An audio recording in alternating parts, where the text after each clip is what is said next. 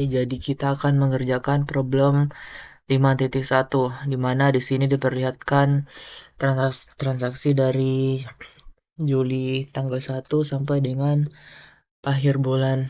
Di sini juga diperlihatkan nomor akunnya dan diinstruksikan untuk membuat jurnal dari perusahaan Ready Set Go menggunakan Perpetual Inventory System.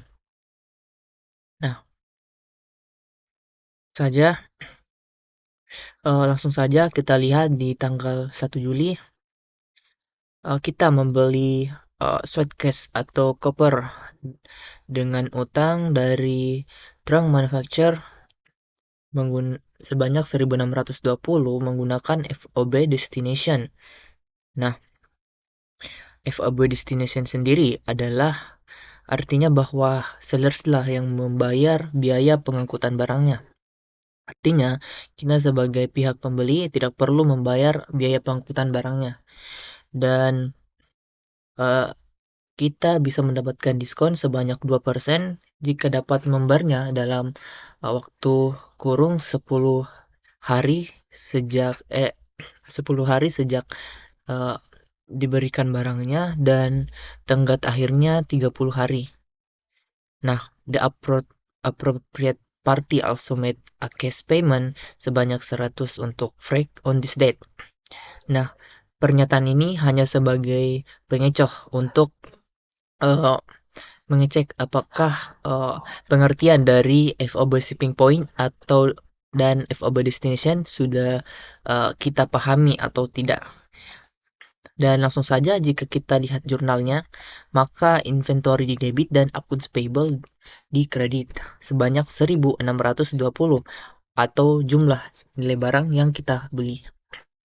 Kemudian pada tanggal 3 kita menjual kopernya dengan menjual akunnya dan memberikan piutang ke Satchel World sebanyak 2.200. Nah, barang itu bernilai 1.400 atau harga pokoknya 1.400. Dan untuk jurnalnya sendiri, di debit akun receivable, di credit sales revenue, dan nilai yang dimasukkan adalah nilai dari harga barang yang kita jual ke Satchel World, yaitu 2.200. Sedangkan untuk debit COGS dan kredit inventory, nilai yang kita masukkan adalah harga pokok dari barangnya atau nilai dari inventorinya yang sudah kita keluarkan. Kemudian pada tanggal 9 kita membayar ke Drang Manufacture secara full. Dan di sini bisa dilihat bahwa dari tanggal 1 ke tanggal 9 tidak cukup 10 hari. Oleh karena itu, kita mendapatkan diskon sebanyak 2%. Dan untuk penjurnalannya sendiri cukup mudah, di mana accounts payable sebagai tanda bahwa utang kita sudah kita lunasi dan cash adalah nilai dari uang yang kita berikan setelah dikurangi diskon, sedangkan inventory adalah diskon yang atau 2% dari yang kita dapatkan karena sudah dapat menempati pembayaran dalam kurun waktu kurang dari 10 hari. Kemudian pada tanggal 12 kita menerima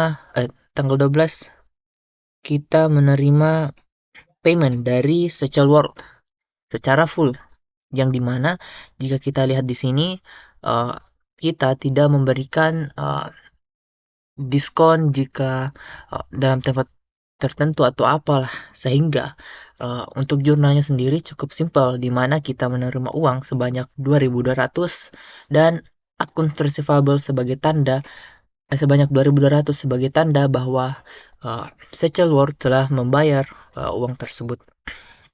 Kemudian untuk tanggal 17 kita menjual suitcase atau koper lagi ke Lady Gogo sebanyak 1.400. Nah, biaya dari kopernya ini atau harga pokok dari koper ini atau nilai dari barang ini sebanyak 1.030. Nah, Oleh karena itu, untuk jurnalnya sama seperti yang di atas tadi. Nilai jualnya di sini, kemudian uh, di sini adalah nilai pokok barangnya. Kemudian untuk di tanggal 18 kita membeli koper dengan utang sebanyak 1.900 dari Holiday Manufacture. FOB Shipping Points. Kita membeli. Dan maksud dari FOB Shipping Point adalah pembeli yang membayar biaya pengangkutan barang. Oleh karena itu, uh, uh, ya kita selesaikan dulu. Dan kita akan mendapatkan diskon 1% jika dapat membayar barang ini dalam kurun waktu 10 hari dan tenggatnya 30 hari. Kemudian untuk pembayarannya di pihak yang bersangkutan dalam transaksi ini akan ini membayar sebanyak 125 untuk biaya pengangkutan, yang dimana karena FOB shipping maka kita lah yang membayar biaya pengangkutannya sebanyak 125. Untuk jurnal sendiri cukup mudah, dimana eh, inventory inventory di debit, akun payable di kredit sebanyak dari barang yang kita beli, sedangkan inventory di debit dan cash berkurang di kredit sebanyak 125 sebagai tanda bahwa itulah biaya pengangkutannya. Dan di sini kita sebagai pembeli, jika cara FOB shipping point kita menganggap bahwa biaya pengangkutan barang tersebut sebagai biaya untuk mendapatkan barang tersebut, makanya kita taruh di inventory atau biaya barang tersebut lah. Kemudian untuk tanggal 20 kita menerima 300 kredit atau piutang untuk koper yang kita kembalikan ke Holiday Manufacture. Holiday Manufacture tadi yang di sini. Dan tentu saja untuk jurnalnya akun payable sebanyak 300 dan inventory sebanyak 300 sebagai tanda pengurangan inventory dan uh, penghilangan utang yang akan dibayar nanti sebanyak 300. Kemudian tanggal 21 kita menerima pembayaran secara full dari Lady Gogo. Lady Gogo yang di sini. Dimana tentu saja kita mendapatkan cash mestinya. Kita mendapatkan cash dan akun receivable sebanyak 1.400. Normal lah.